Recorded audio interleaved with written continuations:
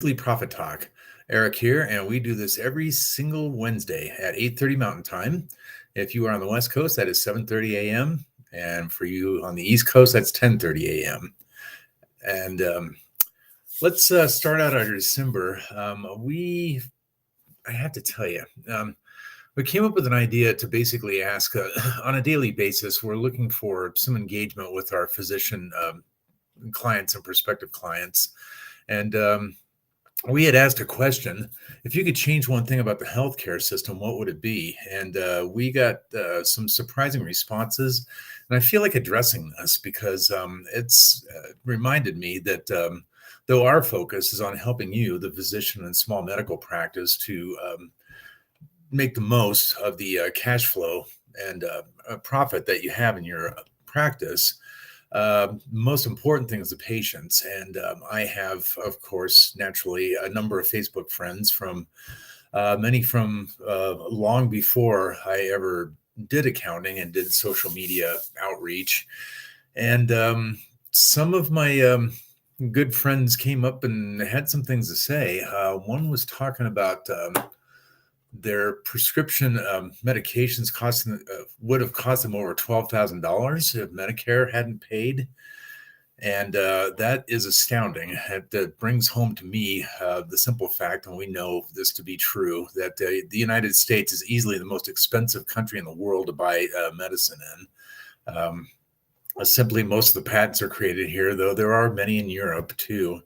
Bayer Company, for example, is actually based out of Germany, but for the most part, and I've kind of heard both sides of this argument too, particularly when attending college. Um, Basically, a drug company has 7 years on a patent. So they spend anywhere from 3 to 5 years in research and development.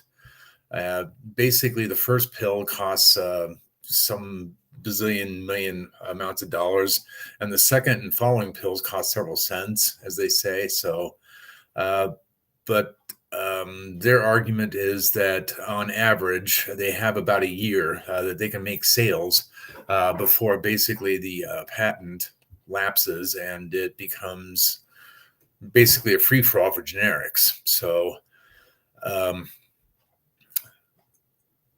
I guess it's a difficult balance to strike because there are people whose lives depend on medication, and there are a lot of other people whose um, perceptual well-being depends on medication, but only to the extent that they have been led to believe that they need it.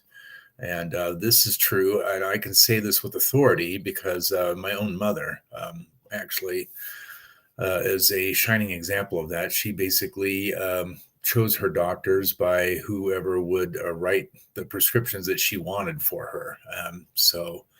Without getting into a lot of detail about my personal life, my family, or my dear departed mother, I just want to say that there's a lot wrong with the healthcare system if it's not monitored and watched correctly. And I think it's incumbent upon the people that are in the healthcare system. Um, I know the insurance companies are quite often at odds with the actual people providing care. And this never became more clear to me than when I was doing claim services, and a physician would actually call me on a line intended for patients and scream and bite my head off about why do you think you shouldn't be paying this? I was like, if it was up to me, I would. But the thing is, you can't even really say that either because you're representing a company. And the whole thing kind of boils down to, and I'm going to say this, whoever basically purchases the most Congress people. Okay, I said it. Sorry, but that's the way it is.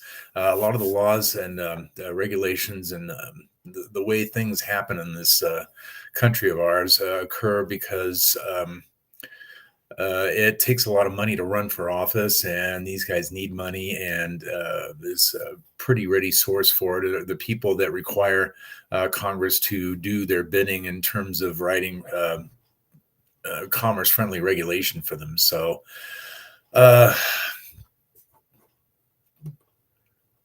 I guess I saw another comment too on the same post about the perceptions that people have based on the appearance of the patient, or uh, maybe more accurately, and I know I'm just assuming this, but doctors, you do uh, go to a lot of school, and at the end of it, you have to have a firm belief that you have expert knowledge that you're going to be able to help lay people with, and to provide expert level care for them. But sometimes our perceptions can get in the way of us actually listening to the things that people are telling us. And I am of the hope that as a non equity partner in your firms, to help you to find the best possible profit and cash flow management, keep your taxes low, and basically make the most of the business you're doing. Um, that every step of the way, that I have both ears open and one mouth shut as much as possible, and that I'm listening to the things that you need to say and hear. Uh, I meant to say, and how you're feeling in regards to every facet of your business. It's all well and good to hire an accountant that will basically figure out what your spending was and what the money you have coming in was, and turn that into profit and loss categories for you, and create reports for you. But it's really not enough if you want to grow.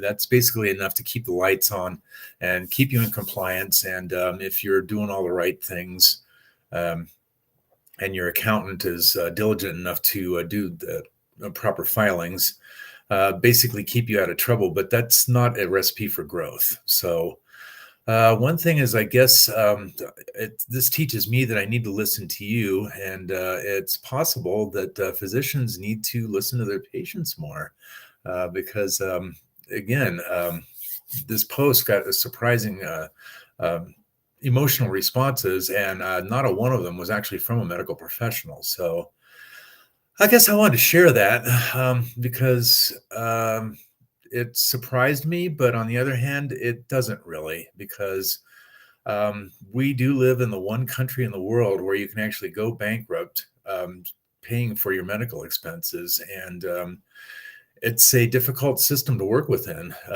Don't see it changing anytime soon. People talk about Medicare for all, universal health care, but there are a lot of people out there who are invested in that not happening. And it's like a lot of other things in government. True change comes very slowly. So, in the meantime, to work within the system and to do the best we can, I think the best thing that we can do, and I'm speaking for myself here in particular, is to approach these problems with a level of compassion and understanding, and actually listen to what people are saying. So, I'm not trying to lecture anybody, just kind of sharing my thoughts, and hopefully these few minutes of me sharing my thoughts is helpful or semi-inspirational or something. So this is a question and answer. So we do, and I love to talk about tax planning and taxes in general. We're coming to the end of the year. We're in the home stretch last month. Also, it's Yule time, and I love that. Starting to see lights at night, and Christmas specific entertainments. We went to a show the other night, and it was really a lot of fun. It's very nice and inspirational, and a little bit tear jerking, but it's that time of year where we remember that peace on earth, goodwill toward men is actually kind of cool. So let's do that this month for sure, and maybe carry that forward into 2024 as well. So in any event, this is a Q&A. If you have questions during the week, post them in any of our comments. We'll read them live on the air next Wednesday at 8:30 Mountain Time. Until then, have a great rest of your week, an awesome weekend, and if you have a chance, do something randomly kind for a stranger. So until next week, so long for now, and